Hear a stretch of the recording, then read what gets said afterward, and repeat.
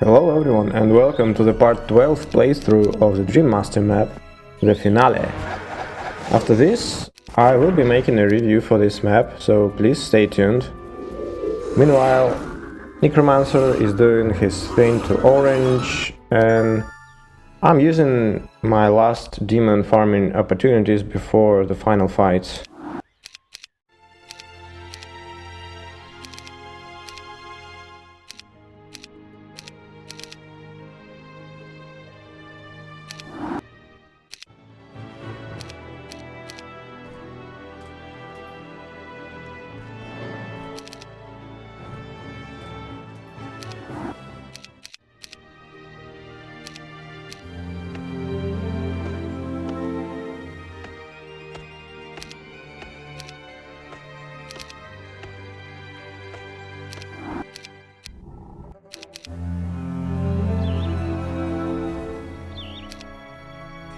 I prepared an Admiral's Hat for Marius. I didn't need to, but there is a zone that looks a little bit confusing, so I was not sure if maybe there was some water and I would have to do some maybe boat summoning, maybe something else to pass it. Although if I actually looked at the minimap, I would have realized that I don't need to do that.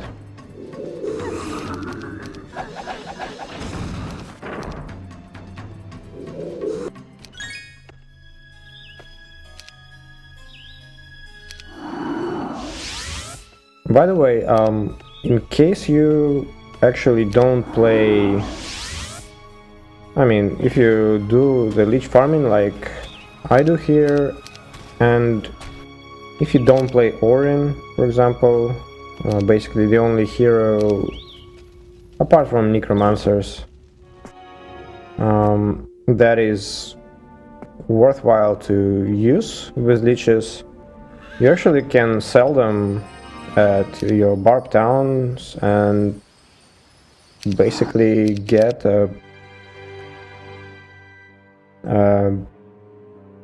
bunch of demons or magogs, whatever you want actually. But it depends on your main hero, obviously.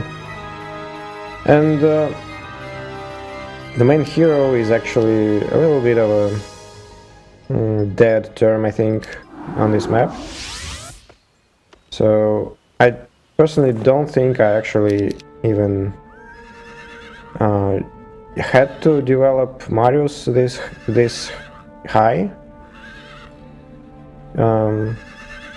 She still has, against most enemies, a huge advantage in stats, even if she didn't have her own attack and defense this high. So maybe if I were to play this map a second time, it would be actually interesting to see how Orin would do. Orin is probably the most interesting hero to me. Because with high attack, he actually would be very, very intimidating.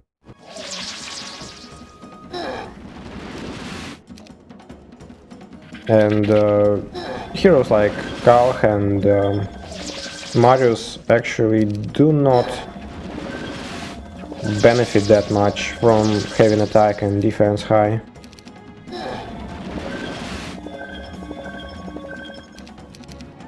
I actually gave my like evaluation of primary skills in this map, and I don't remember at what point I gave it. I think it was like somewhere around part 5, maybe 4. And back then I actually still gave attack skill the first place. But at this point I actually am not sure if it's worthwhile. There are very few enemies with high attack and defense. Actually, even fewer with high attack, so defense is actually pretty useless on Marius or Kalch, or any creature specialist for that matter. But attack, I think, is also like relevant in too few fights to actually be good enough. So in that context, I guess the only skills that matter on creature specialists, that is, are knowledge and spell power, basically.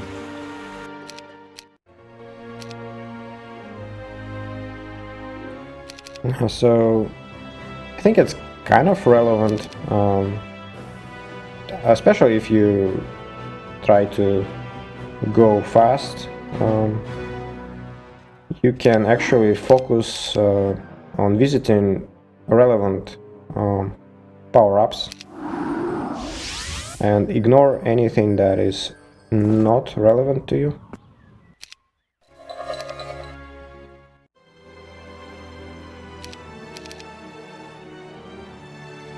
But as I said, actually, some other heroes would benefit. Like Orin would be absolutely very, very interesting to play, actually, if developed. Kind of curious to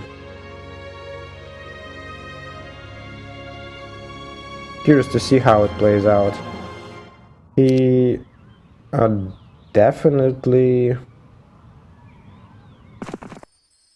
It's gonna be a different playstyle for sure. Marius is like a melee brute force powerhouse, very similar to the way you would normally play someone like Crackhack. And Orin is a little bit different, so kind of don't want to be. So his units are kind of vulnerable to attacks, so therefore it's quite a little bit different than what we've seen so far with Marius. It may not work in some against some enemies, but I think it might work wonders against some others.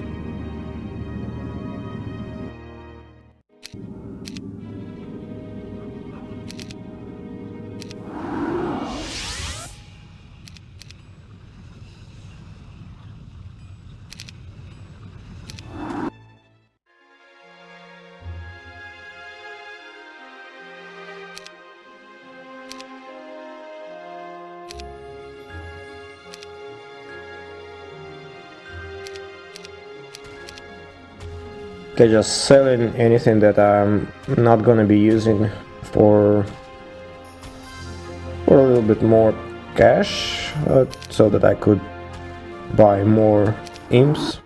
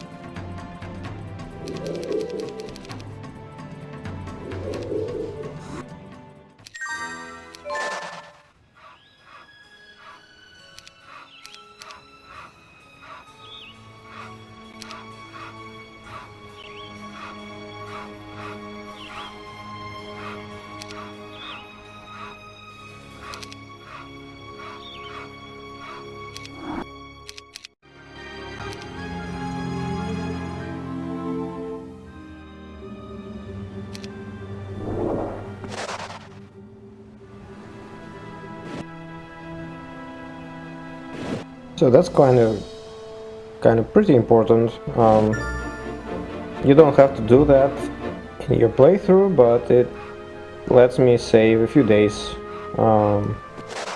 So basically Wynonna is here to reveal a path for my heroes later to fly over. So there was a sky shipyard that you may have noticed, and I will have to take a ship there and fly over the mountain range, and the flight seems to be intended to basically you have to disembark off the ship a few times and visit a Redwood Observatory and then embark back again, so kind of requires you to waste at least one extra turn on a few stops. Okay, we are about to have a what I would say maybe one of my favorite fight. At least it's like one of the latest, obviously, and it's the most fresh in my memory. But the enemy is actually pretty intimidating. Okay, so that's an Armorer specialist of high level, so of very, very high level. So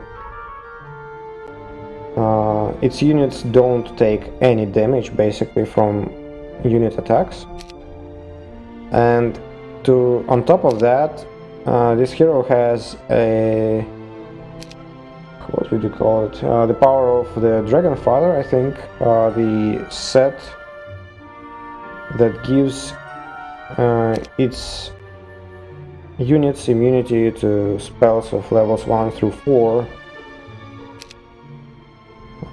So basically all you can do is actually use Implosion against this hero. And that's actually okay. Obviously Zidar is my choice for this fight.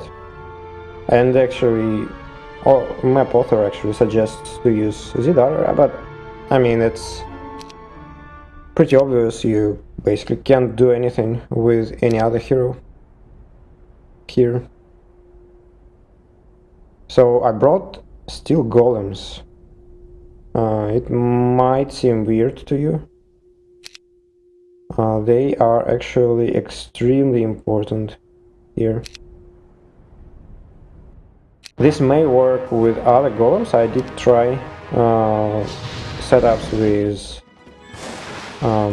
gold and diamond golems, but I just don't have enough of them to make it work. And I can buy any amount of steel golems. So basically this hero has, as you can see, a huge spell power, basically 99, and also has Implosion, so he's gonna wreck everything I have. And also 2 shooting stacks actually make it double spicy. There is some annoying RNG, random stuff that I had to deal with, such as spellcasts of fairy dragons, so I had to make sure that they don't cast any area of damage spells, such as Fireball. So I need my Archdevil to survive for some time. The cannon also is annoying because it deals damage to the Archdevil and it's gonna die shortly. That's why I'm actually focusing Azure Dragons right now with Implosion, because my Ifrit actually outspeeds everything else. I mean, it's on par with Gold Dragons, but if Archdevil dies, it's gonna have turn turn order priority. So another annoying random thing here is Azure Dragons fear, basically, right? So as you have seen, I'm moving my Archdevils out and inside of the force field, and it's actually pretty annoying, and it's kind of one of the ways to impact the random number generator, basically, so to affect whether my unit gets feared or not. And so there we are. It's actually pretty tight. If enemy had one more turn, I would have died there.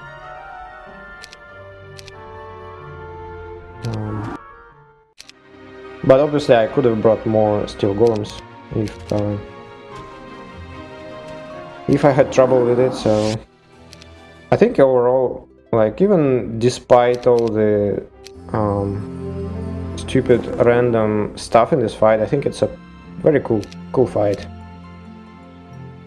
And I actually did not mind that random in there that much, at least. Okay, now I got the items from him, and his armor is one of the requirements for the quest, where I actually put Kir before. So I set up my heroes to chain here right after the fight against this hero. And now Kir will bring the artifacts from quests to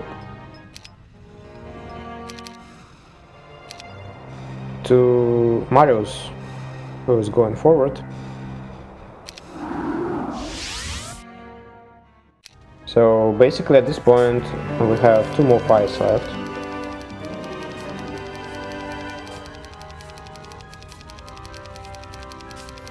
So also, since Kir is gonna move out from the town, now I still have an opportunity to farm more demons. Obviously it's not required at this point, so I have actually a very decent number of demons at this point. So it's not a really something I have to do, but I mean, I did it just in case. I didn't know that I have enough.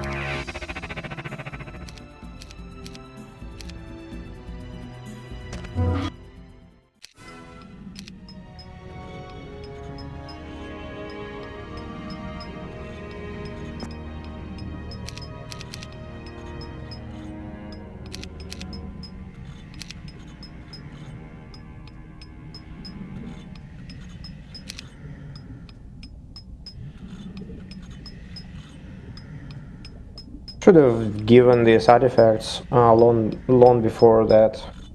It's kind of already too late.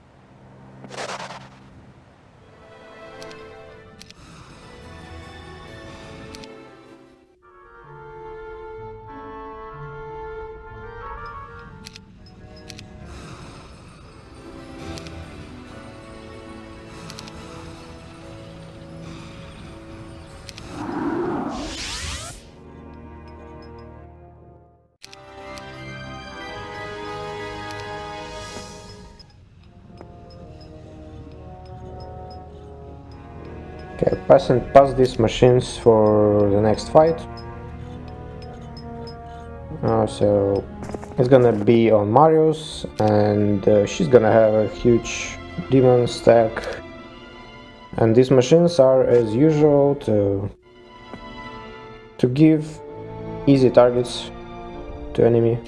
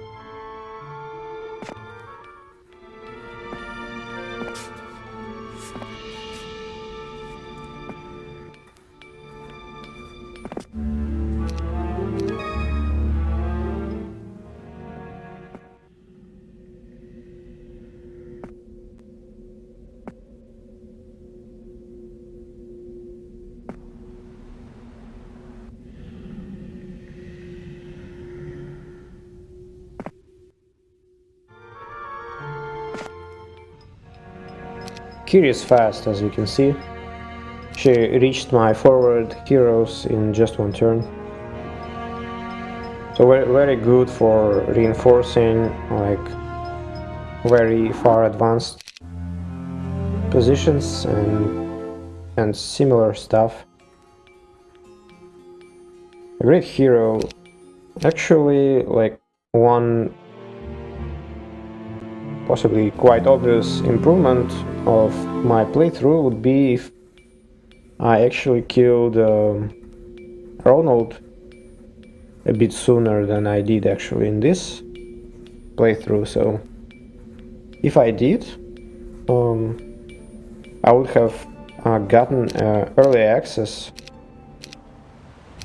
to Kiri, and actually, who knows, maybe she would have helped me save a little bit of time. But Ronald is not that easy to deal with.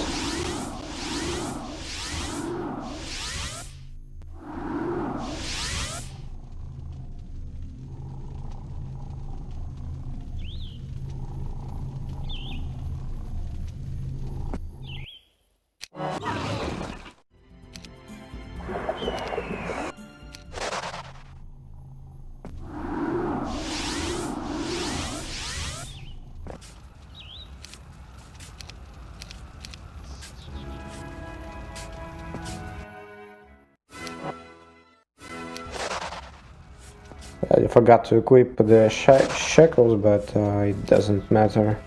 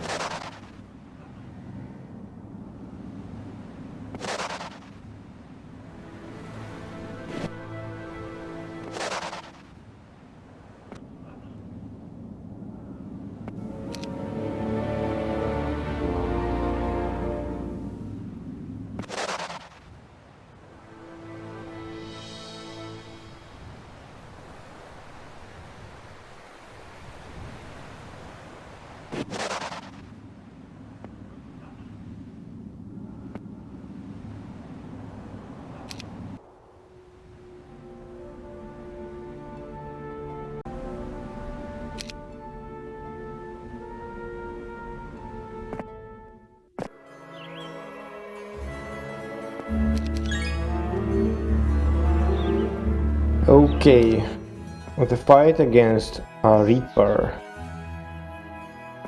So that's a hero which is like Zidar, but maybe like 15 times stronger. So that's why it's very important to take away any spell casting from it. And that's why we have a couple of artifacts from rewards, where the things that Kyr brought here. So with them, a Reaper does not cast anything and therefore becomes a pretty mediocre fighter.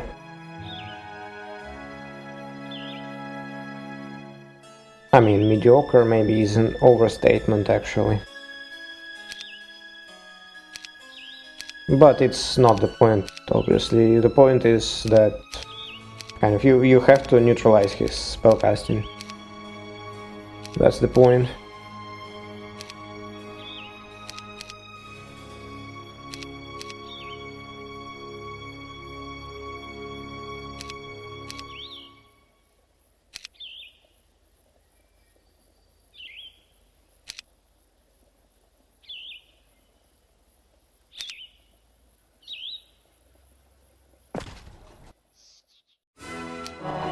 Actually, I shouldn't have even equipped the Resurrection Scroll.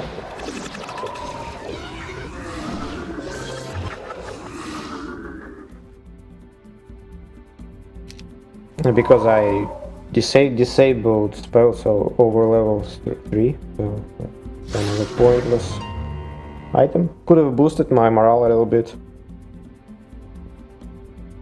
And I actually would not, I think I would actually benefit from it.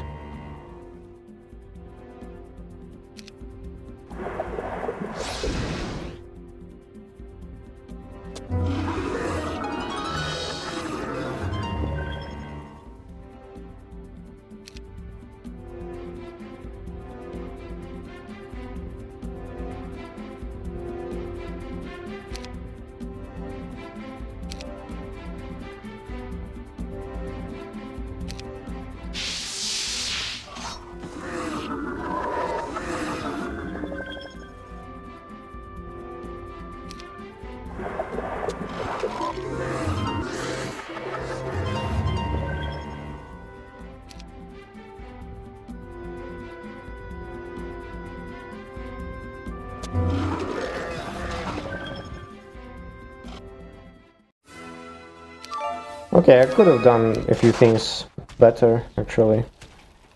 But it doesn't really matter that much. Our losses are not particularly bad, and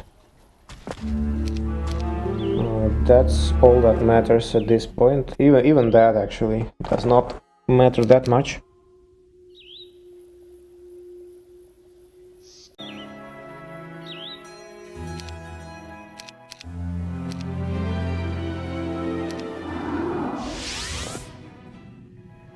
Okay, final push.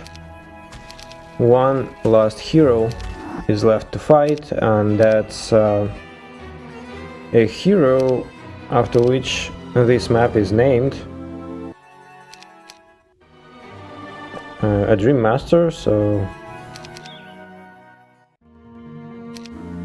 someone who's basically a master of mind, I guess, of illusion, manipulation, mind manipulation.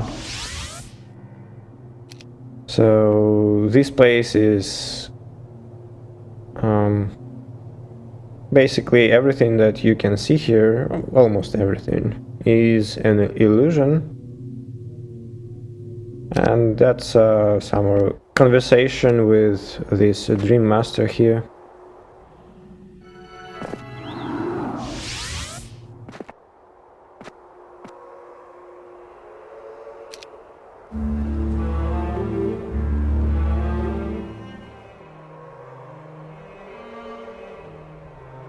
So the enemy is a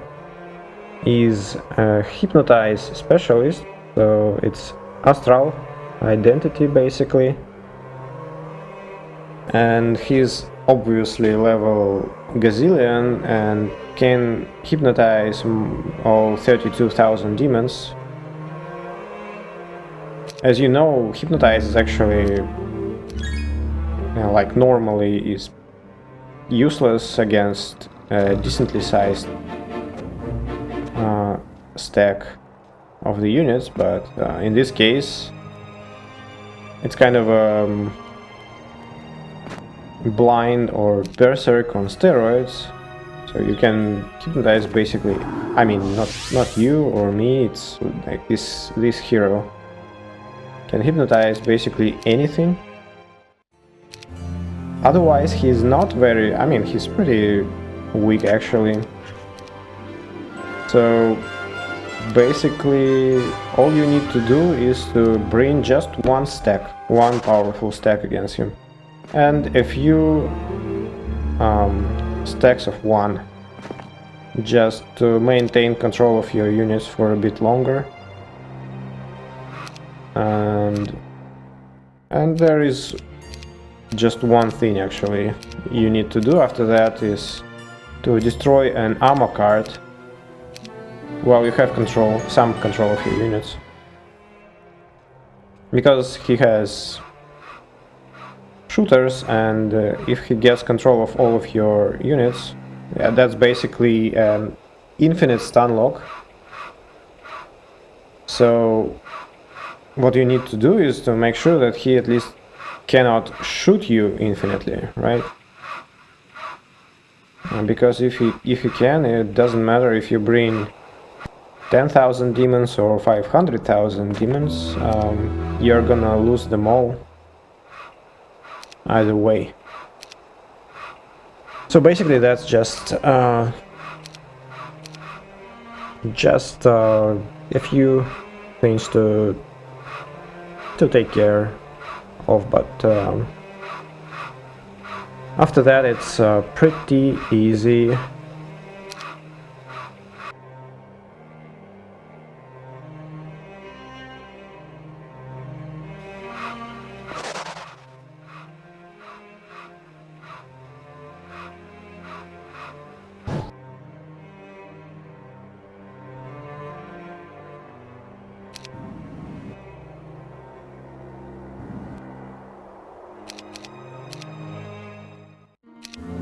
And as you can see, it's already month 3, so I actually am not in time to finish in 2 months.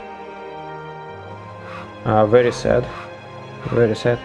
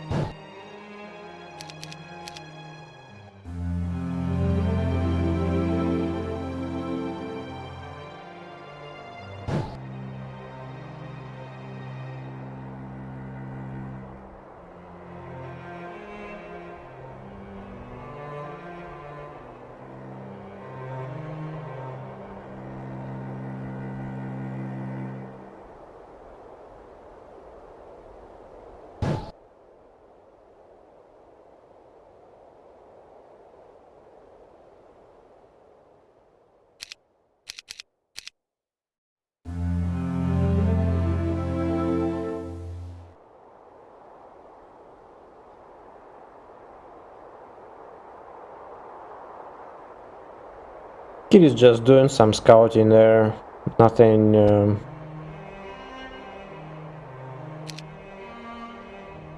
of significance, just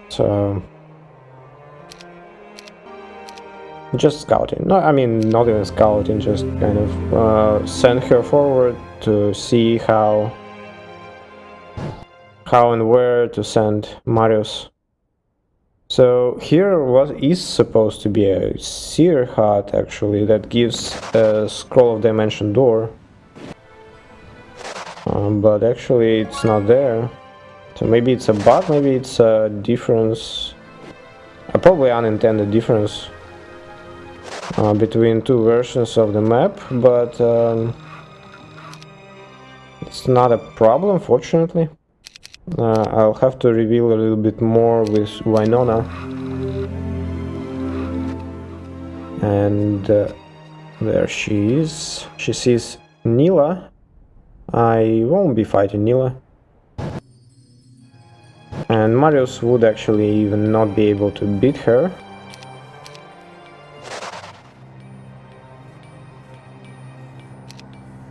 But it doesn't mean that Nila is a strong enemy by any means. I think someone like Zidar would probably win this fight in 1 or maybe 2 Armageddons.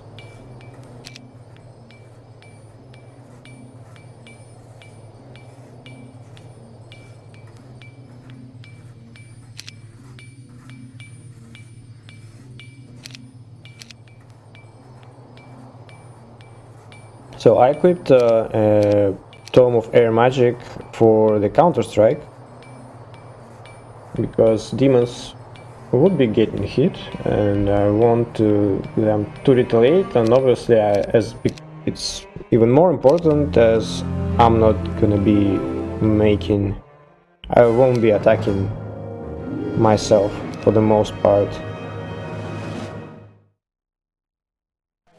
Also, there is an Iron Fist of the Ogre.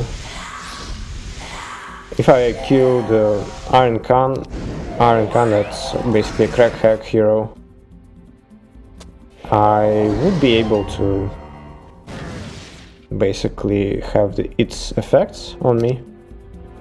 At least Fire Shield and the Counter-Strike. That'd be useful. But basically it's not... There is not much to cast besides... so it's not a problem, and it didn't even hypnotize me actually. I didn't realize that, but maybe his spell power. I mean, I'm pretty sure his spell power is actually enough to hypnotize me. And for some reason he chose not to in this case. But I'm pretty sure that he actually did hypnotize me before when I, by mistake, did not destroy Amonkhet. So maybe the AI decided that it's a lost cause. Either way, I'm not sure. But anyway, thank you for watching. I will post a review for this map later. Overall, my impressions is that it's an excellent map and it adds many flavors to the heroes we all know. Kind of changes some aspects that we got used to, and in general it's a very, very fresh and very cool experience to play this map. Please stay tuned for the review, and once again, thank you for watching. Please let me know what you think. Your feedback is very much appreciated. I hope to see you in the next one. Bye.